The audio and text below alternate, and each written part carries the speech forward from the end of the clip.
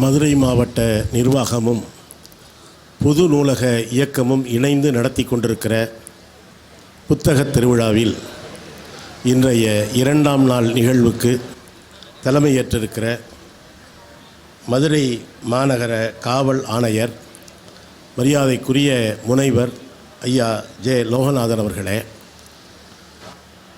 பீகாரிலே இருந்து வந்திருந்தாலும் தமிழின் மீது மெய்யான பற்றுதலோடு இங்கே தன்னுடைய மழலை தமிழால் மணிமேகலையையும் சிலப்பதிகாரத்தையும் வள்ளுவரையும் அதன் உண்மையான பொருளில் புரிந்து கொண்டிருக்கிற மரியாதைக்குரிய மாநகர நம்முடைய துணை காவல் ஆணையர் திருமதி மதுக்குமாரி அவர்களே, இங்கே சித்திரை வீதிகளின் சரித்திரம் என்கிற தலைப்பில் உரையாற்ற வந்திருக்கிற காவல் கோட்ட நாயகன் வீர யுக நாயகன் வேல்பாரி மதுரை நாடாளுமன்ற தொகுதியை 2வது முறையாக கத்தியின்றி இரத்தமின்றி கைப்பற்றியிருக்கிற நம்முடைய மரியாதைக்குரிய எழுத்தாளர், சிந்தனையாளர், நாடாளுமன்றத்தின் அரங்கில் விரல் இடுக்குகளிடையே வினாக்கணைகளை தொடுக்க வைத்து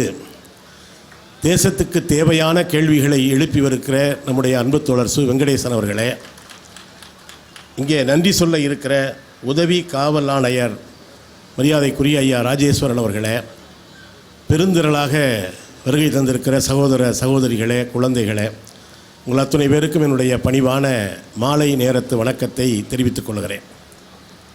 உண்மையிலேயே கடந்த ஆண்டும் நானும் தோழர் சு வெங்கடேசன் அவர்களும் தான் இணைந்து பேசினோம். எனவே இந்த ஆண்டு வேறு வேறு நாளில் பேசலாம் என்று தான் தோழர் சுவே சொன்னார். ஆனால் என்ன முன்ஜென்ம வினைன்னு தெரியல, 2 பேரும் ஒரே நாளில் ஒரு முன்ஜென்ம தொடர்ச்சி அப்படின்னு நினைக்கிறேன். தோழர் சு வெங்கடேசன் அவர்களும் நானும் அவர் சித்திரை வீதிகளின் சரித்திரம் என்கிற தலைப்பிலே பேச இருக்கிறார். அது தலைப்பு கூட அவர் தனியாக கொடுத்தாரு, நான் தனியாக கொடுத்தேன். அவர் வீதியை பற்றி பேச போகிறாரு, நான் திண்ணைகளை பற்றியும் வரவேற்பறை பற்றியும் பேசப் போகிறேன். இதில் சித்திரை வீதிகளின் சரித்திரம் என்று சொல்லுகிற பொழுது அறிஞர் அண்ணா அவர்கள் மிக குறைவாகவே திரை இசை பாடல்களை எழுதியிருக்கிறார். ஒரு பாட்டு நீங்கள் கேட்டிருப்பீங்க, உண்மையில கொண்ட ஆசை உத்தமிய மெத்த உண்டு சத்தியமாக சொல்லுகிறேண்டி தங்கரத்தினமே அப்படின்னு ஒரு பாட்டு. நீங்கள் காதலனும் காதலியும் பிரியாமல் இருக்கிறதுக்கு நகமும் சதையும் போல விழியும் இமையும் போல அப்படின்னு எத்தனையோ சொல்லியிருக்காங்க. ஆனால் எனக்கு தெரிஞ்ச அண்ணா மாதிரி ஒரு ஓமையை யாரும் சொன்னதே கிடையாது. அவர் என்ன சொல்லியிருக்காரு அந்த பாட்டுக்கு இடையில், சித்திரைக்கு பக்கத்தில் சேர்ந்திருக்கிற வைகாசி போல் நீயும் நானும் சேர்ந்துக்கலாம் பொண்ணு ரத்தினமே அப்படின்னு இருப்பார். என்னைக்காவது சித்திரையும் வைகாசியும் பிரிக்க முடியுமா? சித்திரை வந்தால் வைகாசி ஆட்டோமேட்டிக்காக வந்துடும். அப்படி சித்திரை வீதிகளினுடைய சரித்திரத்தை எடுத்து சொல்ல நம்முடைய அன்பு தோழர் சுவே அவர்கள் வருகை தந்திருக்கிறார்கள். நாங்கள் 2 பேருமே இன்றைக்கி போலீஸின் பிடியில் சிக்கி இருக்கிறோம். அந்த பக்கம் காவல் ஆணையர், இந்த பக்கம் உதவி காவல் ஆணையர். போலீஸின் பிடியில் சிக்கினார் அப்படின்னு போடுவோம் இல்லையா, அது மாதிரி உண்மையிலேயே அப்படி சிக்கியிருக்கோம். அதில் கூட மதுக்குமாரி அவர்கள் பேசுகிற பொழுது மதுன்னு சொன்ன உடனே தேன்னு சொன்னாங்க. வழக்கமாக என்ன சொல்கிறவங்கெல்லாம் மது சொல்லும்பொழுது சரக்கத்தான் சொல்லுவாங்க. மது அவருடைய பேச்சிலேயே மது இருக்கிறது, எனவே அவங்க பேர்லேயும் மது இருக்கிறதுனால தேன் அப்படிங்கிறத மதுனாலும் தேன்னாலும் ஒன்று தான். மதுக்குமாரி அவர்கள் ரொம்ப அழகாக இந்த மணிமேகலை என்கிற வார்த்தையெல்லாம் அவர்களுடைய ஐயா லோகநாதன் நம்முடைய தமிழர், இயல்பாக தமிழ் இலக்கியங்கள் பேசுவது இயல்பு. ஆனால் அவங்க அப்போ கூட அந்த மணிமேகலை என்கிற வார்த்தையை உச்சரித்த பொழுது அவ்வளவு மகிழ்ச்சியாக இருந்தது.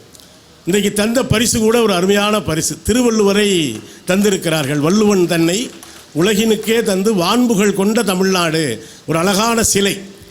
நீங்கள் கன்னியாகுமரியில் 133 அடி உயரத்தில் முன்னாள் முதல்வர் மரியாதைக்குரிய முத்தமிழறிஞர் கலைஞர் வள்ளுவருடைய சிலையை வைத்திருக்கிறார். அது வரைக்கும் கன்னியாகுமரிக்கு யார் போனாலும் என்ன நோக்கத்துக்கு போனாலும் என்ன சொல்லுவோம், இங்கே பகவதி அம்மன் கோயில் இருக்குது, அதுக்கு எதிரில் பார்த்தீங்கன்னா விவேகானந்தர் பாறை இருக்குது இல்லையா, விவேகானந்தர் பாறை. கன்னியாகுமரிக்கு போனியே என்ன பார்த்தேன், விவேகானந்தர் பாறையை பார்த்தேன். இதெல்லாம் ஒரு 25 வருஷத்துக்கு முன்னால். இப்போ போனோம் என்ன சொல்லுவீங்க, திருவள்ளுவர் சிலையை பார்த்தேன். ஒரு பாறையை சிலையாக மாற்றியது தான் முத்தமிழறிஞர் கலைஞர் அவர்களுடைய சாதனை. அந்த சிலையை பார்க்கிற பொழுதெல்லாம் உண்மையிலேயே இந்தியாவினுடைய தென்கோடி முனையிலே நம்முடைய வள்ளுவ பேராசான் உயர்ந்து நிற்பது மிகுந்த மகிழ்ச்சியாக இருக்கிறது. எனக்கு தலைப்பு அப்படின்னு பார்த்தீங்கன்னா திண்ணைகளும் வரவேற்பறையும் அப்படின்னு இப்போ நண்பர் தொகுத்து வழங்கின நண்பர் கூட ரொம்ப அழகாக தமிழில் பேசி சொன்னாங்க. அவர் இப்போ இன்றைக்கு இருக்கிற 2K ஹிட்ஸ் அப்படி சொன்னால் தானே புரியும். அவங்களுக்கு வரவேற்பறை தெரியும், திண்ணை தெரியுமா? நிறைய வீடுகளில் இப்போ திண்ணை இல்லை. நம்முடைய மதுரையினுடைய மேடை கலைவாணர் நன்மார் அடிக்கடி சொல்லுவார், ஒரு காலத்தில் நம்ம வீடுகளில் திண்ணை இருந்தது, திண்ணையில் ஒரு பானை இருந்தது, பானையில் தண்ணி இருக்கும், யார் வந்தாலும் ஜாதி வித்தியாசம் இல்லாமல் அந்த திண்ணையில் இளைப்பாரி விட்டு தண்ணீரை குடித்து விட்டு போவார்கள். கொஞ்சம் வெளியூர்காரங்களாக தான் நீராகாரம் மோர் சமயத்தில் சோறு கூட கொடுப்பாங்க. இது ஒரு காலத்தில் திண்ணை வைத்து வீடு கட்டிய பழக்கம் இருந்தது. நன்மார் என்ன சொல்லுவார்னா, இப்போ வறுமை அதிகரிக்க அதிகரிக்க திண்ணை காணா போச்சு, இருந்த திண்ணையும் வெத்தலாக்கு கடைக்கு வாடகைக்கு விட்டாங்க. இப்போ இருந்த வெத்தலாக்கு கடையில் தான் வாடகைக்கு விட்டுருக்காங்க திண்ணையை. சில வீடுகளில் பார்த்தீங்கன்னா முற்றம் இருக்கும். சில செட்டிநாடு வீடுகளில் பார்த்தீங்கன்னா சுற்றி திண்ணை மாதிரி இருக்கும், நடுவே ஒரு முத்தம் இருக்கும். ஒரு முறை மன்னை நாராயணசாமி வீட்டுக்கு கலைஞர் போயிருக்கிறார். வீட்டை பூரா சுற்றி காட்டியிருக்கார். சுற்றி காட்டுற மாதிரி ஒரு வீடு இருந்திருக்கு அவருக்கு. இப்போ நம்ம வீட்டில் சுற்றி காட்டுறதுக்கு என்ன இருக்குது? சுற்றி காட்டிகிட்டு வரும் பொழுது ஒரு இந்த முத்தத்தை காட்டி மன்னையார் சொன்னாராம், கலைஞர் அவர்களே, இந்த முத்தத்தில் தான் நான் பிறந்தேன். பெரும்பாலும் நம்ம பிரசவம் அங்கே தான் நடந்திருக்கோம். கலைஞர் சொன்னாராம், விடியா எல்லாரும் முத்தத்தெல்லாம் பிறந்தாங்க, நீ ஒருத்தன் தான் ஏதோ முத்தத்தில் பிறந்த மாதிரி அதிசயமாக சொல்கிறேன் அப்படின்னாராம். அது அவருடைய சமயோகிதம். இப்போ திண்ணை அப்படின்னா என்ன, அது என்ன குறிக்குது? ஒரு கவிதையில் கூட திண்ணைன்னா என்ன? திண்ணை என்பது தெருவிலே உயர்ந்தது. இதை யாராவது இல்லைன்னு சொல்ல முடியுமா? அண்ணன் என்பவன் தம்பிக்கு மூத்தவன், இப்படியே அறிமுகப்படுத்தலாம். ஆனால் திண்ணை என்பது ஒரு குறியீடு, ஒரு பண்பாட்டினுடைய சின்னம், எல்லோருக்கும் பொதுவானதாக இருந்த இடம் தான் திண்ணைன்னு சொல்கிறோம். இப்போ நம்ம யாரும் பொதுவாக திண்ணை வச்சு கட்டுறதில்லை, வரவேற்பறை வச்சு தான் கட்டுறோம். வரவேற்பறைக்கு எதுக்கு கட்டுறோம்னா, எவனும் வந்துடக்கூடாது என்பதற்காகவே கட்டப்படுகிற இடத்திற்கு பெயர் தான் வரவேற்பறை. இங்கே சில வீடுகளில் அப்படியெல்லாம் பொசுக்குன்னு உள்ளே போயிட முடியாதுங்க. வெளியே நாய், சில வீடுகளில் போர்டு போட்டுருவாங்க பார்த்தீங்களா, நாய் ஜாக்கிரதை. அது நாயா சொல்கிறாங்க ஜாக்கிரதைன்னு, நம்மளை சொல்கிறாங்க. உள்ள இல்லை தப்பி தோறி வந்துடாத. ஒரு வீட்டில் நாய்கள் ஜாக்கிரதைன்னே போட்டிருந்தாங்க. நான் கூட என்னடா பொதுவாக ஒரு நாய் தானே வளர்ப்பாங்க, இந்த நாய் வைக்கிற கலாச்சாரமே மாறி போச்சாங்க. ஒரு காலத்தில் கிராமத்தில் நாயெல்லாம் வெளியே தானங்க தெரிஞ்சிச்சு. இப்போ போய் பாருங்கள், நாயை மேய்க்கிறதே ஒரு பெரிய பணியாக சில பேர் செஞ்சுக்கிட்டு இருக்காங்க. காலையில் பார்த்தா மாடு, நம்ம ஒரு காலத்தில் மாடு மேய்ச்சோம், இப்போ இங்கே நாய் மேய்க்கிறாங்க. அந்த நாயை கெஞ்சுறாங்க, கொஞ்சம் கக்காப்போ கொஞ்சம் கக்காப்போ. வீட்டில் புல்ல கக்கா போடுறதை பற்றி எனக்கு கவலையே கிடையாது. இந்த நாய்கள் ஜாக்கிரதைன்னு ஏன் போட்டிருக்காங்கன்னா, நான் போய் ஐயா இருக்கார யார் அப்படின்னாங்க, நான் புரிஞ்சுக்கிட்டேன், இவனையும் சேர்த்து தான் நாய்கள்னு போட்டிருக்காங்க. அது கடித்தா கூட பரவாயில்ல, எத்தனை ஊசின்னு கணக்கு இருக்குது, இது கடித்தா எத்தனை ஊசினே கணக்கு கிடையாது. உள்ளே இருக்கிறவங்க வெளியே வர்றதுக்கு தானங்க காலிங் பெல் வச்சுருக்காங்க. அதுக்கு பேர் அழைப்பு மணி. ஒரு படத்தில் கூட எழுதியிருப்பாங்கல்ல, அழைப்பு மணி எந்த வீட்டில் கேட்டாலும் ஓடி நான் வந்து பார்ப்பேன் அப்படின்னு ஒரு பேத்தியை பற்றி பாட்டி பாடுற மாதிரி ஒரு பாட்டு இருக்கும். அழைப்பு மணிங்கிறது நீங்கள் போன உடனே உள்ளே இருக்க ஐயாவையோ அம்மாவையோ கூப்பிட்றதுக்காக வைக்கிறதுக்கு பேர் தான் அழைப்பு மணி. ஆனால் ஒரு வீட்டில் அழைப்பு மணியை ஒழிச்சு வச்சுருக்காங்க. நீங்கள் சில வீடுகளில் பார்த்துருப்பீங்க, என்னங்க உங்கள் வீட்டில் காலிங் பெல்லே இருக்குது, இல்லைங்க உள்ளே வச்சுருக்கோங்க, தெரியலையே, தெரியக்கூடாதுன்னு தான் வச்சுருக்கோம். ஏன் தெரிஞ்ச மாதிரி வச்சா என்ன, கண்ட நாயெல்லாம் வந்து அடிக்கிறது இல்லை. இப்போ நான் சொன்னதனுடைய பொருள் உங்களுக்கு புரியுதா? எதுக்கு வரவேற்பறை கட்டுறாங்க அப்படின்னு. அதையும் தாண்டி நீங்கள் நாயையும் தாண்டி உள்ளே போறீங்கன்னு வைங்க, உள்ளுக்குள்ளே தான் நாய் வளருது. இப்போ பெரும்பாலும் நான் ஒரு வீட்டுக்கு போயிருந்தாங்க, ஒரு பொமேரியன் நாயின்னு ஒன்று இருக்குது போல இருக்குது. முடினா முடிங்க, அது முகம் எங்கே தெரியல, எதுவுமே தெரியல. நான் கேட்டேன், என்ன அப்படி இப்படி இருக்கேன் நாய் அப்படின்னு. இது எதியா முன்பக்கம் எதியா பின்பக்கம், இவ்வளவு முடி கொச கொசன்னு இருக்கேன். அவன் சொன்னான் சூன்னு விரட்டு, அது எந்த பக்கம் ஓடுதோ அதான் முன்பக்கம்னா. நான் சூ அப்படின்னேன், கெக்கன்னு சிரிக்கிறான். ஏன்டா என் நாய் ரிவர்ஸில் ஓடுதுங்கிறான். இப்போ நான் ஏன் சொன்னேன்னு புரியுதா? ஏன் வரவேற்புரைக்கு எவனும் வரக்கூடாதுன்னே கட்டி வச்சுருக்காங்கன்னு. இதையும் மீறி நீங்கள் போயிட்டீங்கன்னு வைங்க, ஒரு லென்ஸ் வழியாக உங்களை பார்த்த பிறகு தான் உள்ளே விடுவாங்க. நீங்கள் காலிங் பெல்லையும் அடித்து உங்கள் நல்ல நேரம் வீட்டுக்குள்ளே ஆள் இருந்து அவங்க இந்த லென்ஸ் வழியாக பார்த்தா நல்லவங்க கூட திருடங்க மாதிரி தான் தெரிவாங்க. அந்த லென்ஸில் எதை வச்சு கண்டுபிடிப்பாங்களோ தெரியல. ஒரு வேளை தெரிஞ்ச மூஞ்சியாக இருந்தால் வாங்கன்னு உட்கார வச்சுட்டு அவங்க ஒன்று டிவியை பார்ப்பாங்க, இல்லைன்னா செல்லை பார்ப்பாங்க. பேசுவது என்பதே இல்லை. சரி, திருமண வீடுகளுக்கு போய் பாருங்கள். இப்போல்லாம் ஒரு காலத்தில் பார்த்தீங்கன்னா அந்த கல்யாண வீட்டுக்காரங்க வாசலில் நின்று வாங்க வாங்க வாங்க வாங்கன்னு கூப்பிடுவாங்க. இப்போல்லாம் அதுக்குன்னு தனியாக ஆள் போட்டு விட்டாங்க. ஒரு காலத்தில் பொம்மையை நிறுத்தி வச்சுருந்தாங்க. அது நம்ம போனாலும் கும்பிடும், செருப்பு திருட வந்தவனையும் கும்பிடும். இப்போ தான் கல்யாணத்துக்கு போகிறது இல்லையே. நம்ம எங்கேயா போனேன், எந்த கல்யாணத்தில் சாப்பிட்டேன், அங்கே போய் தலையை காட்டிட்டு இவர் ஒரு அதிசயமான தலையை கொண்ட காட்டத்தான் அவர் போகிறது. அவர் தலையை கொண்ட காட்டிட்டு அங்கே காட்டிட்டு அங்கே காட்டிட்டு அங்கே சாப்பிடலாம்னு இங்கே விட்டு, இங்கே சாப்பிடலாம்னு அங்கே விட்டு, கடைசியாக போகிற வீட்டில் அவங்க இப்போ மண்டபத்தை பிடிக்கிட்டு இருப்பாங்க. கடைசியாக வீட்டில் வந்து பழைய சோறு இருக்கான்னு கேட்பாங்க. ஏதாவது ஒரு வீட்டில் கூட சாப்பிட்ருக்கலான்னு வைங்க. இப்போ அந்த பொம்மையை எடுத்துட்டாங்க. அதுக்குன்னே நல்ல அழகான பெண்களை போட்டு வர்ற பூரா கும்பிடுவாங்க. நல்லவன் கெட்டவன், கல்யாண வீட்டுக்காரனா மாப்பிள்ளை வீட்டுக்காரனா பொண்ணு வீட்டுக்காரனா எவன் வந்தாலும் அந்த பிள்ளைய கும்பிட்டு வாங்க, என்ன லேட்டாக வரீங்க. அவன் சொல்கிறான் 4 கல்யாண மண்டபம் பார்த்துட்டு காலை காட்டிட்டு வரான்டாமா. என்னடா பொதுவாக தலையத்தானே காட்டுவாங்கன்னா அவன் செருப்பு திருட போயிருக்கான் 4 மண்டபத்தில், எங்கேயும் அமையலை, கடைசியாக இங்கே வந்திருக்கான். அவனையும் வாங்க வாங்கன்னு உள்ளே கூப்பிடுறாங்க. அதுபோக பன்னீர் சம்பவிச்சுக்கிட்டு சில சின்ன பிள்ளைங்க நிற்க ஒரு காலத்தில் பார்த்துருப்பீங்க. அதெல்லாம் இப்போ அந்த பிள்ளையெல்லாம் காணாம போச்சு. அதெல்லாம் உள்ளே செல்லு நோண்டிக்கிட்டு இருக்கு. அதுக்கு என்ன பண்ணுறாங்கன்னா இப்போ ஒரு மிஷினை வச்சு விட்டாங்க. போன உடனே உங்கள் மூஞ்சில் சுனாமி அடித்த மாதிரி அடிக்கும். இவ்வளவையும் தாண்டி நீங்கள் உள்ளே போனீங்கன்னா தான் திருமணத்துக்கு போகிறீங்கன்னு அர்த்தம். சரி, வரவேற்பறைக்கு வாங்க. இந்த பட்டுக்கோட்டையார் சொல்கிறாரு, இந்த திண்ணை பேச்சு வீரரிடம் ஒரு கண்ணா இருக்கணும் அண்ணாச்சி. இந்த திண்ணையில் உட்காந்து என்ன சிலபஸ்ன்னு உட்காந்தா பேசுகிறாங்க. அன்னைக்கு எவன் சிக்கிறானோ, கலைவாணர் ஒரு படத்தில் ஒரு ஜோக்கு வச்சுருப்பாருங்க. 5 பேர் பேசிக்கிட்டு இருப்பாங்க. அங்கே இல்லாத 6வது ஒரு ஆளை பற்றி பேசிக்கிட்டு இருப்பான். அவன் யோக்கியனா, அவனை மாதிரி ஒரு ஆள் உண்டா? அந்த 5வது ஆள் போன உடனே மற்ற 4 பேர் அவனை பற்றி பேசுவாங்க. 4வது ஆள் போன உடனே 3 பேர் சேர்ந்து அவனை பேசுவாங்க. இந்த கடைசியாக நிற்கிறவன் போகிறதுக்கு யோசிப்பான். நம்ம போனோம்னா அடுத்த டார்கெட்டு இவன் தான். உலகத்தில் அடுத்தவன் நம்மளை பற்றி என்ன பேசுகிறான் அப்படின்னு யோசிச்சோம்னு வைங்களேன், ஒரு நொடி கூட நிம்மதியாக இருக்க முடியாதுங்க. இதை நான் சொல்லலை, பட்டினத்தார் சாமிகளே சொல்கிறார். பட்டினத்தார் எல்லாத்தையும் திறந்துட்டாருங்க. எல்லா உண்மையான துறவியவர் உண்மையாக திறந்துட்டு என்ன பண்ணியிருக்கார், ஊரும் சதமல்ல உற்றாரும் சதமல்லன்னு பாடிக்கிட்டு அவரும் அவருடைய சிஷ்யர் பத்திரகிரியார்னு அவர் ஒரு பெரிய சித்தர் 2 பேரும் வயலில் அவ்வளவு பெரிய அந்த ஊர்லேயே மிகப்பெரிய செல்வச்சீமான் பட்டினத்தார் ஒரு துண்டை மட்டும் கட்டிக்கிட்டு வயல் வரப்பில் படுத்திருக்காருங்க. அந்த பக்கம் 2 பெண்கள் வந்து தண்ணி எடுக்க போயிருக்காங்க. அதில் ஒரு அக்கா சொல்லியிருக்கு, இந்த பட்டினத்தார் மாதிரி ஒரு உண்மையான துறவியை பார்க்க முடியாது பாரு, எவ்வளோ பெரிய செல்வந்த எல்லாத்தையும் இழந்துட்டு இந்த வைக்க குத்துற இந்த வயலில் வந்து மனுஷன் துண்டோடு படுத்திருக்கிறாரு, இவர் இல்லை சாமியார் அப்படின்னு சொல்லித்தான் ஒரு அக்கா. அதுக்கு இன்னொரு அக்கா சொல்லித்தான், ஆமாம் இவரெல்லாம் பெரிய சாமியார். ஏக்கா அப்படி சொல்கிற, படுத்தா கூட இன்னமும் வரப்பு சுகத்துக்கு தானே வரப்பில் தலை வச்சுருக்கான். எல்லாம் வீட்டில் மெத்தையில் தலைவாணி வச்சுருந்த சுகம் அவனுக்கு இன்னும் போகலை, அதனால தான் வரப்பில் தலை வச்சு படுத்திருக்கான் அப்படின்னு தான் ஒரு அக்கா. இதை கேட்டிருக்காரு, ஆஹா எல்லாத்தையும் திறந்து அந்த வரப்பில் தலை வைக்கிற பழக்கத்தை விட்டுட்டோமேன்னு வரும்பொழுது பொசுக்குன்னு கீழே இறங்கி படுத்துட்டார். 2 பேரும் தண்ணி எடுத்துக்கிட்டு வர்றாங்க. வரும்பொழுது கேட்டிருக்காப்புல, இங்கே பாருக்கா உண்மையான துறவி, நீ ஒரு வார்த்தை சொன்னியா இந்த வரப்பு சுகம் தேவையான்னு, வெறும் தந்தரையில் படுத்துட்டார் பாரு அப்படின்னு நினச்சான். இவர் இல்லை சாமியார். அதுக்கு அந்த அக்கா சொன்னிச்சான், ஆமாம் இவெல்லாம் ஒரு சாமியாரா? ஏக்கா அப்படி சொல்கிற, சாமியார்னா அடுத்த ஆள் என்ன பேசுகிறாங்கன்னு கேட்கக்கூடாது, இவன் போகிற வர ஆளுகள்லாம் என்ன பேசுதுன்னு கேட்டுக்கிட்டு படுத்து கிடக்கிறானே, இவெல்லாம் ஒரு சாமியாரா? அதுக்கு தான் சொல்கிறேன், சாமியாரை பற்றியும் பேசக்கூடாது, சாமியார்கள் நம்மளை பற்றி என்ன பேசுகிறாங்கிறதையும் கேட்டோம்னா இதவே முடியாது.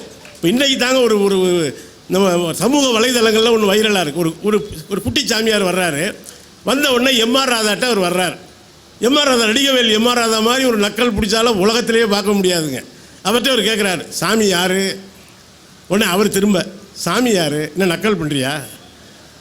சாமி யாருன்னு ஒன்றை கேட்டால் நீ சாமி யாருன்னு திரும்ப என்னையே கேட்குற? இல்லைங்க நான் சாமியார். சாமியார்னா என்ன? சன்னியாசிங்க. அப்புறம் சாமியார்னு முதல்ல சொன்னேன். இல்லைங்க சன்னியாசிக்கு மாற்று பேர் தாங்க சாமியார். சரி சொல்லு, சாமி யார்? சாமி யாருன்னு உலகத்துக்கெல்லாம் சொல்கிறவர் தாங்க சாமி யார். சரி சொல்லு, சாமி யார் அப்படின்னு அவர் சொல்கிறார். இந்த கிருஷ்ணர், முருகர், அவரெல்லாம் எங்களுக்கு தெரியும், நீ சொல்லு சாமி யார்? சரி, என்ன வயசு இருக்கும் உனக்கு?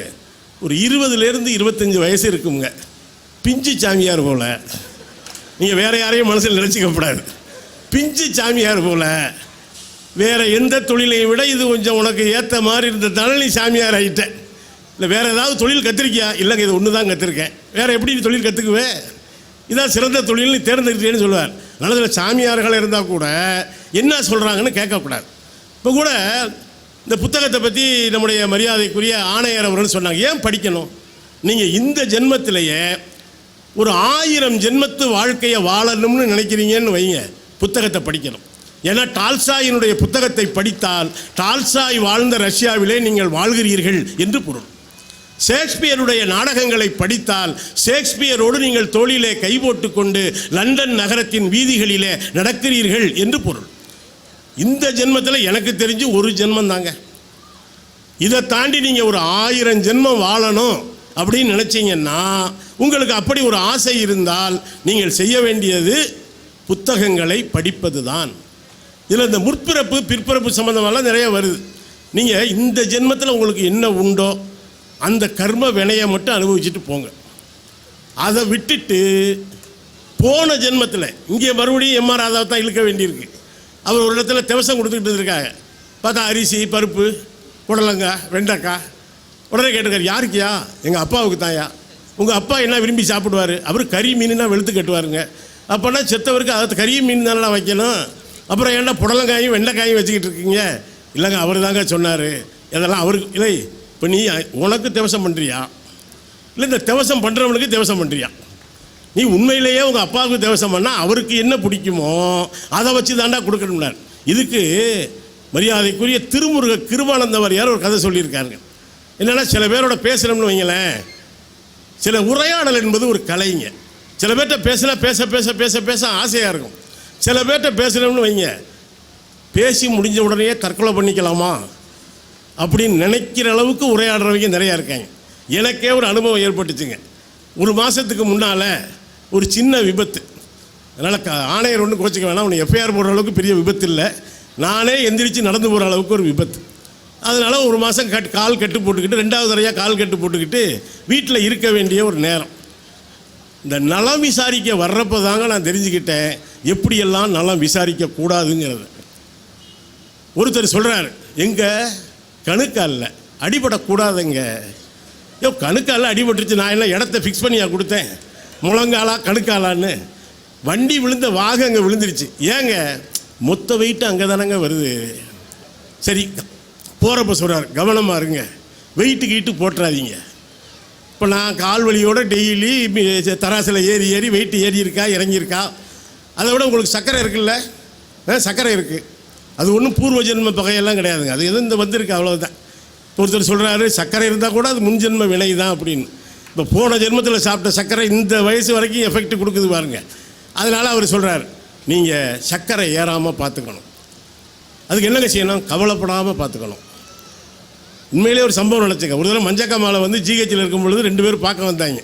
பார்க்க வந்தப்போ கேட்டாங்க, மஞ்சக்காமாலையா? ஆமாம்.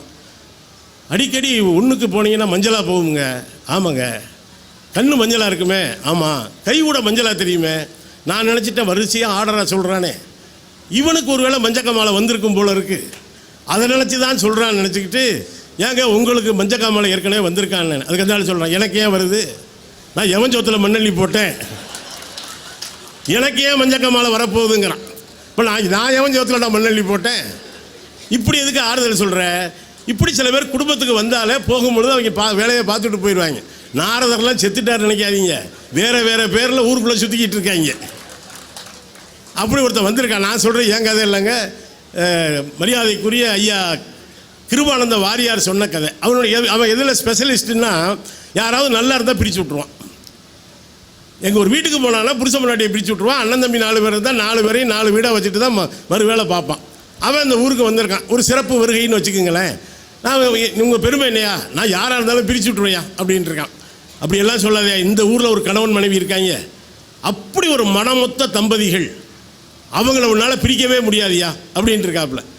அதெல்லாம் இல்லையா, கொஞ்சம் சில பிட்டுகளை கொஞ்சம் கூட போட வேண்டியிருக்கோம், அவ்வளோதான், பிரிச்சு இல்லாமையாட்டு இருக்காப்புல. அதெல்லாம் பிரிக்க முடியாதியா. அப்படியா, அவர் என்ன பண்ணுறாரு, அவர் கடை வச்சுருக்காருங்க. இந்த அம்மா இது வீட்டில் ஹவுஸ் ஒய்ஃபாக இருக்குங்க. சரின்னு நேரம் இங்கே போயிருக்கான்.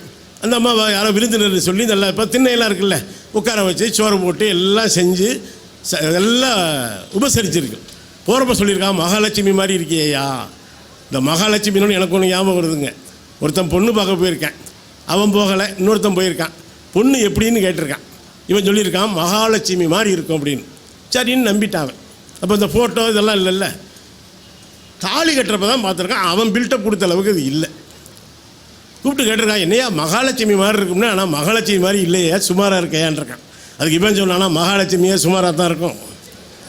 அதை யாரையா நேரில் பார்த்து சிவகாசி காலரில் தானே பார்த்துருக்கேன், விடுறா அப்படின்னானா. அந்த மாதிரி சொல்லியிருக்கான். பார்த்தா மகாலட்சுமி மாதிரி இருக்கே தாயி. ஆனால் இந்த ஜென்மத்தில் இந்த புருஷன் உனக்கு கிடைச்சது பெரிய விஷயம். ஆனால் போன ஜென்மம் தான் கொஞ்சம் சிக்கலாக இருக்கிட்டுருக்கான். இங்கே தான் நீங்கள் கவனமாக இருக்கணும். ஏங்க அது சொல்லியிருக்கலாம் ஒரு வார்த்தையிலையோ, இந்த ஜென்மத்தில் நானும் என் புருஷனும் ஒற்றுமையாக இருக்க, நீங்கள் இடத்த காலி பண்ணுன்னு சொல்லியிருந்தா பிரச்சனை இல்லை. போன ஜென்மத்தில் என்னங்க, வேணாம் விடுப்பா, எதுக்குப்பா சங்கடப்படுவேன் இப்படி சொன்னால் அந்த பிள்ளை சும்மா இருக்குமா? சொல்லுங்க ஐயா, நான் ஒன்றும் சங்கடப்பட மாட்டேன், நாங்கள் புருஷனை பிரியவே மாட்டேன். இல்லை, இந்த ஜென்மத்தில் அவர் கடை வச்சுருக்காரு, நல்ல மனுஷன்தான். போன ஜென்மத்தில் ஒரு நாயாக இருந்தார், இந்த ஜென்மத்தில் அவர் இப்படி இருக்காருன்ட்டு போயிட்டான். நேராக இந்த அம்மாவை முடிச்சுட்டு கடைக்கு போயிருக்கான். இப்போ தான் அவன் வீட்டுக்கு போயிட்டு வர்றேன், சாப்பாடுன்னா சாப்பாடு அப்படி ஒரு சாப்பாடியா, மகாலட்சுமியே மனைவியாக வந்திருக்கு, இந்த ஜென்மத்தில் உனக்கு மனைவியாக இருக்குது. ஆனால் போன ஜென்மம் தான் கொஞ்சம் சிக்கலாக இருக்குன்ட்டு இருக்கேன்.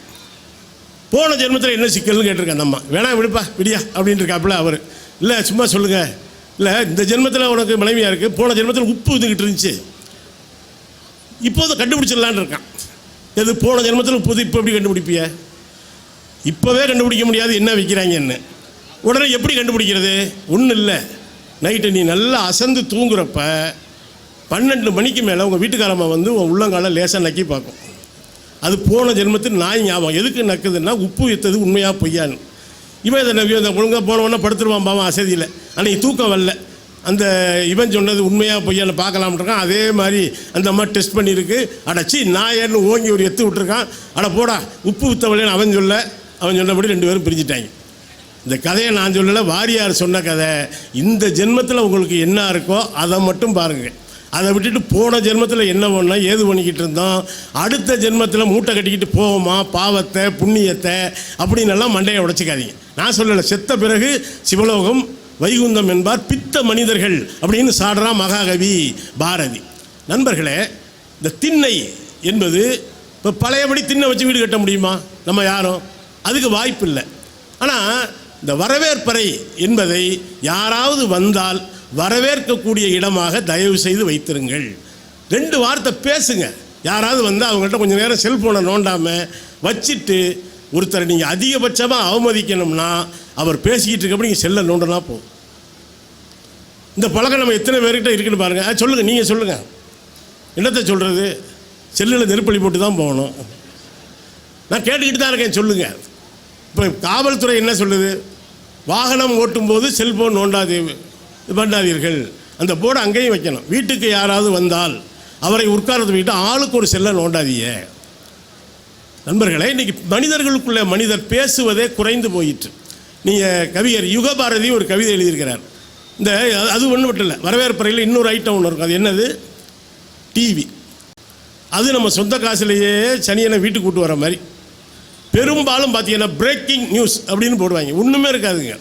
ஒரு நாய் அடிபட்டிருக்கும், அதுக்கு ஒரு 4 பேரை பேச கூட்டு வந்துடுவாங்க. அந்தந்த இடத்துல இது வரைக்கும் எத்தனை இடத்துல நாய் அடிபட்டிருக்குது, என்ன நாய் 32 இப்படி தாங்க ஒரு நாய் அடிபட்டுச்சுமா ஒருத்தன். இந்த நாயை பற்றி பேசிய அந்த பிரேக்கிங் நியூஸ் எல்லாம் இருக்கும். இவர் என்ன சொல்கிறாருன்னா, யுகபாரதி முனியாண்டி விலாஸ் அப்படின்னு ஒரு கவிதை தொகுதி இங்கே கூட இருக்கும், வாங்கி படித்து பாருங்கள். அதில் என்ன எழுதுகிறாருன்னா அவர் யுகபாரதி, உங்களிடம் சொல்வதற்கு எனக்கு சில செய்திகள் உண்டு, உங்களிடம் சொல்வதற்கு எனக்கு சில செய்திகள் உண்டு. நல்ல செய்தி எதையும் நீங்கள் கேட்கப் போவதில்லை. நான் ஏதாவது நல்லதாக சொன்னால் நீ கேட்க மாட்டேன். கெட்ட செய்தி ஏதாவது சொல்வதாக இருந்தால் அது ஏற்கனவே உங்களுக்கு தெரிந்திருக்கிறது. நல்ல செய்தியை நான் சொன்னால் கேட்க போகிறதில்லை. கெட்ட செய்தியை சொன்னால் அந்த மாதிரி செய்தியை தான் நீ தேடி தேடி வாட்ஸ்அப்பில் வச்சுருக்கிறேன். அதை சொல்லி பிரயோஜனம் இல்லை. இப்படியா அந்த கவிதை போய் கடைசியாக எப்படி தெரியுமா முடியும்? நான் கடைசியாய் உங்களிடம் சொல்வதற்கு ஒரு செய்தி உண்டு, நீங்கள் இறந்து 2000 வருடம் ஆகிறது. இதுதான் யுகபாரதியினுடைய கவிதை முடிப்பு. இதை ஜெயகாந்தா வேற மாதிரி சொல்லுவார். செத்து போனது தெரியாமையே பல பேர் சுற்றிக்கிட்டு இருக்காங்க அப்படின்னு. அது எப்படி சாகிறதுனா என்ன? இங்கே பேரறிஞர் அருணன் வந்து ஒரு தொடர்ச்சியாக சில திருக்குறளுக்கு உரை எழுதியிருக்கிறார். திருக்குறளுக்கு உரை எழுதாதவங்களே கிடையாதுங்க, அவ்வளோ பேர் எழுதியிருக்காங்க. பரிமேலழகர் துவங்கி இன்னைக்கு வரைக்கும் இப்போ கூட பார்த்தா யாராவது திருக்குறளுக்கு உரை எழுதிக்கிட்டே இருப்பார். அதில் யுகபாரதி ஒரு இடத்துல திருக்குறளை பற்றி சொல்லும் பொழுது அம்மா சொன்னாங்க, அவ்வளவு மகிழ்ச்சியாக இருந்துச்சு திருக்குறளுங்கிற வார்த்தையை சொல்லுகிற பொழுது. அதில் ஒரு குறள் இருக்குங்க, மனத்துக்கண் மாசு இளநாதல் அனைத்துள்ள ஆகல நீரபிற. மனசை என்னமா சொல்கிறான் வள்ளுவன்? மனத்துக்கண் அப்படிங்கிறான். யுகபாரதி என்ன சொல்கிறாருன்னா, ஏன் மனத்துக்கண் அப்படின்னு வள்ளுவ பேராசான் சொன்னான்னா, நீ உடம்புல எத்தனையோ உறுப்புகள் இருக்குங்க, இந்த கண்ணில் மட்டும் ஒரு தூசி விழுந்துருச்சுன்னு வைங்களேன், உடனடியாக வந்து என்ன செய்யும்? கண்ணீரை சுரக்க வைத்து அந்த தூசியை வெளியேற்றுவதற்கு எல்லா முயற்சியையும் கண்கள் எடுக்கும் இல்லையா? அதுபோல் ஏன் மனசை வள்ளுவன் கண்ணுன்னு சொன்னானாமா, ஒரு அழுக்கான சிந்தனை உள்ளே விழுந்து விட்டால் எவங்குடிய கெடுக்கலாம்னு நினச்சிட்டா அந்த மனசு உடனடியாக நீ நினைக்கிறது தப்புடா, அப்படியெல்லாம் நினைக்காதடா, நல்லவனாயிடுறான்னு கண் எப்படி கண்ணீரை கொண்டு தூசியை அகற்றுகிறதோ அதுபோல் மனம் என்கிற கண் கெட்ட சிந்தனையை தீய சிந்தனையை உடனடியாக வெளியேற்றும் என்பதற்காகத்தான் வள்ளுவன் மனத்துக்கண் மாசு இளநாதல் அப்படின்னா. கூட சொர்க்கம் நரகம் குறித்து பேசுகிறாங்க, இதையும் வள்ளுவன் சொல்லி வச்சுருக்காங்க. ஏன் வள்ளுவனை யாராவது இந்த கோடாலி கொண்ட போடுறது கூட தப்பு தாங்க. எனக்கு தெரிஞ்ச அவன் இல்லற வாழ்க்கையில் முழுசாக அனுபவிச்சுட்டு தான் போய் சேர்ந்துருக்கேன். ஒரே ஒரு குறள் சொல்கிறாங்க, சொர்க்கம் நரகம் அப்படின்னு பேசிக்கிட்டு இருக்காங்க இல்லையா? ஒருத்தன் மனைவியும் கணவன் இருக்கான். அந்த கணவன் சொல்கிறான், அந்த தாமரை கண்ணான் படைத்த உலகம் இருக்குல்ல, சொர்க்கம் இருக்குல்ல, சொர்க்கம் இருக்குல்ல, சொர்க்கம்னா நமக்கு ஏராளமான கற்பனைகள் இருக்குல்ல, சோமபானம் இருக்கும், சுராபானம் இருக்கும், 24 hours கடை திறந்துருக்கும். அங்கே திலோத்தமை, ஊர்வசி, ரம்பை இவங்கெல்லாம் வந்து டான்ஸ் ஆடிக்கிட்டே இருப்பாங்க. இங்கே நல்லவனாக இருந்தால் அதெல்லாம் அங்கே போய் அனுபவிச்சுக்கலாம். இதுதான் சொர்க்கம் பறித்த மனிதனுடைய அதிகபட்ச சிந்தனையே. ஆனால் இந்த இடத்துல சொர்க்கம்னா வள்ளுவன் என்ன தெரியுமா சொல்கிறான்? அவளுடைய மென் தோள்களில் சாஞ்சிக்கிட்டு சொல்கிறான், ஏண்டி அம்மா என்னமோ சொர்க்கம் சொர்க்கங்கிறாங்களே, உன் தோளில் சாஞ்சிருக்கல்ல, இதை விடவா ஒரு பெரிய இன்பத்தை மகிழ்ச்சியை சுகத்தை அந்த சொர்க்கம் தந்துவிடக்கூடும் என்று சிந்தித்தவன் வள்ளுவன். யோசிச்சு பாருங்க. நீங்கள் நினைக்கலாம் இப்படி தாங்க அந்த நேரத்தில் பேசுவாங்க, இல்லைங்க இதாண்டா சொர்க்கம்ட்டேன். நண்பர்களே, நான் பேச்சு நிறைவு பகுதிக்கு வர்றேன். நீலகேசி அருணர் வந்து திருக்குறளுக்கு உரை எழுதியிருக்கிறார். இப்போ வந்து மணிமேகலை, சிலம்பு அப்படின்னு சொல்லிட்டு அடுத்து நீலகேசி பற்றி உங்களுக்கு எவ்வளவு தெரியும்னு எனக்கு தெரியாது. குண்டலகேசி ஓரளவுக்கு தெரிஞ்சிருப்பீங்க. குண்டலகேசி முழுசாக கிடைக்கலங்க. குண்டலகேசி கிடைக்கலாம் மந்திரிகுமாரி படத்தையாவது பார்த்துருங்க. மந்திரிகுமாரி படம் தான் குண்டலகேசி கதை. அதில் ஒருத்தர் புருஷங்காரன் என்ன பண்ணியிருக்கான், பொண்டாட்டியை கூப்பிட்டு போகிறான் எங்கே, மலை மேலே ஏற்றி கொள்றதுக்கு. அங்கே தான் திருச்சி லோகநாதன் பாடியிருப்பார், வாராய் நீ வாராய் போகும் இடம் வெகு தூரம் இல்லை நீ வாராய். அப்போ அந்த அம்மா கேட்கும், இவன் இந்த குலகார பையன் எங்கே கூப்பிட்றான்னு தெரியாமல் ஆஹா மாறுதம் வீசுவதாலே அப்படின்னு அது பாடிக்கிட்டே போகுது. பெண்கள் வந்து நான் அடிக்கடி சொல்கிறதுங்க ஆண்களை விட அறிவாளி. மேலே கூப்பிட்டு விடவுடனே சொல்லியிருக்கிறான், நான் வந்து உன்னை கீழே தள்ளி கொல்ல போகிறேன் அப்படின்னு சொன்ன உடனே உஷாராயிடுச்சு. அடா இழிச்சாப்பையில் இதுக்காடா இவ்வளோ தூரம் கூப்பிட்டு வந்து அதுவும் பாட்டெல்லாம் பாடிக்கிட்டு சொல்லியிருக்கு, என்ன இருந்தாலும் நான் வந்து கற்பு கரசி இல்லையா, பத்தினி இல்லையா, ஆமாம் சாகிறது சாக போகிறேன், அது உங்கள் கையால் சாகிறது எவ்வளோ பெரிய புண்ணியம். இருந்தாலும் உங்களை 3 சுற்று சுற்றி உங்கள் காலில் விழுந்துட்டு அப்புறம் என்னை பிடிச்சி வதக்குன்னு தள்ளி விடுங்க, நான் செத்துறேன்னு இருக்கு. இவனும் நம்பிட்டேன். 3 சுற்றி சுற்றி வந்து வதக்குன்னு இவனை பிடிச்சி கீழே தள்ளி விட்டுட்டு அது இறங்கிருச்சு. இதுதான் குண்டலகேசி கதை. ஆனால் நீலகேசி வேறங்க, முழுக்க முழுக்க தத்துவமும் வியாக்கியானமும் தாங்க இப்போ நடந்திருக்கு. எவ்வளவு தத்துவங்கள், கேள்வி பதில். இப்போலாம் சொன்ன பிள்ளைகளை சொல்கிறேன், பேசாத வாயை மூடு அப்படின்னு. இது தமிழுக்கே எதிரானதுங்க. பிள்ளைங்க பேசட்டுங்க. நீலகேசி முழுக்கவுமே தத்துவ உரையாடல் தாங்க. அதில் ஒரு பௌத்தனுக்கும் சமணத்தை சேர்ந்த நீலகேசிக்கும் உரையாடல் நடக்குது. நீங்கள்லாம் இப்போ கூட யோசிச்சிருக்கீங்களா? வலிக்குதுன்னு சொல்கிறீங்கல்ல, ஆன்மான்னு சொல்கிறீங்கல்ல, உயிர்னு சொல்கிறீங்கல்ல. நீலகேசியும் மொக்கான் அப்படின்னு ஒரு பௌத்தனும் பேசுகிறாங்க. வலிக்குதுன்னு சொல்கிறீங்க, அது ஆன்மாவுக்கு வலிக்குதா, உடலுக்கு வலிக்குதா, உயிருக்கு வலிக்குதா, உடலுக்கு வலிக்குதா? இந்த கேள்வியெல்லாம் 2000 வருஷத்துக்கு முன்னாலேயே உட்காந்து பேசியிருக்காங்க. அதுவும் திண்ணையில் உட்காந்து தான் பேசியிருக்காங்க. அப்படி பேச்சா பேசுங்க. இப்போ வலிக்குதுன்னா உயிருக்கு வலிக்குதா உடலுக்கு வலிக்குதா? கால் உடைஞ்சிச்சுன்னா உயிருக்கு உடைஞ்சிச்சா உடலுக்கு உடைஞ்சிச்சா? இப்படியெல்லாம் அதில் ஏராளமான கேள்விகள் பதில்கள். எனவே நண்பர்களே, இந்த திண்ணை என்பது ஒரு உரையாடலுக்கான விரிந்து பரந்த ஜனநாயகத்தின் குறியீடாக இருந்திருக்கிறது. ஆனால் இன்றைய வரவேற்பறைகள் என்பது மனித மனங்களைப் போலவே சுருங்கி கிடக்கிறது. அது யாரும் உள்ளே வரவிடாமல் தடுக்கிறது, உரையாடல் செய்ய விடாமல் தடுக்கிறது. நாம் செய்ய வேண்டியது என்ன அப்படின்னா, எப்பொருள் யார் யார் வாய் கேட்பினும் அப்பொருள் மெய்ப்பொருள் காண்பதறிவு அப்படின்னு சொன்ன வள்ளுவன் அடுத்த நிமிஷமே யோசிக்கிறான். யோசிச்சுட்டு எப்பொருள் எத்தன்மையத்தை ஆயினும் நல்லா யோசிக்கடா அப்படின்னு சொல்லியிருக்கான். எனவே நண்பர்களே, இன்று நாம் செய்ய வேண்டியது உரையாடலை, கருத்து பரிமாற்றத்தை. ஒரு பேரறிஞன் சொல்கிறான், உனக்கு எதிரான ஒரு கருத்தியல் வென்று விடுமானால் உன்னை சேர்ந்த இறந்தவர்கள் கூட பாதுகாப்பாக இருக்க முடியாது. இப்போ நான் சொல்கிறது உங்களுக்கு புரியுதோ இல்லையோ நல்லா கேட்டுக்குங்க. உங்களுக்கு பிடிக்காத, உங்களை வெறுக்கிற, உங்களை அழிக்க நினைக்கிற ஒரு கருத்தியல் வெற்றி பெறுவிடுமானால் நீங்கள் அல்ல, உங்களுக்கு முன்னால் இறந்த உங்கள் முன்னோர்கள் கூட பாதுகாப்பாக இருக்க முடியாது என்று ஒரு அறிஞன் சொல்கிறான் என்று சொன்னால் அது எப்படியா, செத்து போனவன் எப்படியா பாதுகாப்பாக இருப்பான்? நண்பர்களே, உங்கள் வரலாற்றை திருத்தி எழுதுவார்கள், உங்கள் முன்னோர்களை கொச்சைப்படுத்துவார்கள், உங்கள் கல்வியை கேள்வி கேட்பார்கள். எனவே தான் இந்த கருத்தியல் யுத்தம், சித்தாந்த யுத்தம் என்பது காலம் காலமாக நடந்து வருகிறது. நான் எந்த கருத்தியலையும் முன்வைக்கவில்லை. ஆனால் யார் சொன்னாலும் எப்பொருள் யார் யார் வாய் கேட்பினும் அப்பொருள் மெய்ப்பொருள் காண்பது அறிவு. அதைத்தான் திண்ணையும் வரவேற்பறையும் நமக்கு சொல்லித் தருகின்றன. உரையாடலுக்கான திண்ணைகள் விரிந்து கிடக்கட்டும், வரவேற்பறைகள் விசாலமாக இருக்கட்டும். அதற்கான வாசலை திறந்து விடுவது தான் இந்த புத்தகம். இங்கே சொர்க்க நரகம் பற்றிலாம் ரொம்ப கவலைப்படும். ஒரே நிமிஷம் முடிச்சிடறேன். ஜென் புத்தகம் ஒன்று இருக்குங்க. அதில் என்னென்னா, சொர்க்கத்துக்கு ஒரு வாசல் இருக்குது, நரகத்துக்கு ஒரு வாசல் இருக்கும்ல, உள்ளே தானே உள்ளே போக முடியும். ஒரு துறவிகிட்ட போய் ஒருத்தன் கேட்குறான், தளபதி ஐயா சொர்க்கம் நரகங்கிறாங்களே, சொர்க்கத்துக்கான வாசல் எப்படி இருக்கும், நரகத்துக்கான வாசல் எப்படி இருக்கும்? அவர் கம்முன்னு இருக்கார். இவன் திரும்ப கேட்குறான், யோ என்ன கம்முன்னு இருக்க, சொர்க்கத்தின் வாசல் எப்படியா இருக்கும், நரகத்தின் வாசல் எப்படி இருக்கும்? அவர் ஒரு 10 நிமிஷம் வச்சு கண்ணை முடிச்சு, தம்பி சோத்துக்கு என்ன பண்ணுறீங்கன்னு கேட்டிருக்கார். இவன் கேட்டது உயரிய சித்தாந்த வேதாந்த கேள்வி. சொர்க்கத்தின் வாசல் எப்படி இருக்கும், நரகத்தின் வாசல் எப்படி இருக்கும்? தம்பி சோத்துக்கு என்ன பண்ணுறேன்னு கேட்டிருக்கார். அவன் சரி பொறுமையாக சொல்லியிருக்கான், ஐயா நான் மன்னருக்கு அடுத்த பொசிஷனில் நான் தான் இருக்கேன், சோத்து பிரச்சனையே கிடையாது, எனவே நீங்கள் சொல்லுங்கள், சோத்துக்கு நான் ஒன்றும் சோத்து கவலை இல்லை, நான் கேட்ட கேள்விக்கு பதில் சொல்லுங்கள், நீங்கள் தான் பெரிய துறவி. திரும்ப இவர் அதெல்லாம் கேட்டுக்கிட்டே சொல்லியிருக்காரு, நீ தளபதி தான், பெரிய ஆள் தான், சோத்துக்கு என்ன பண்ணுறேன்னு இருக்கார். இவன் கடுப்பாகி என்ன பண்ணிட்டான், உடை வாழை எடுத்து அந்த ஆளை வச்சுட்டு, இன்னையா நான் தளபதிக்கிட்டே பேசுறியா? உடனே அந்த துறவி சொன்னாரான், நரகத்தின் வாசல் எதுன்னு கேட்டியல்ல, பொறுமையாக கேள்வி கேட்ட நீ பதட்டப்பட்டு என்னை கொல்ல வந்தியல்ல, இதுதான் நரகத்தின் வாசல் அப்படின்னாலாம் துறவி.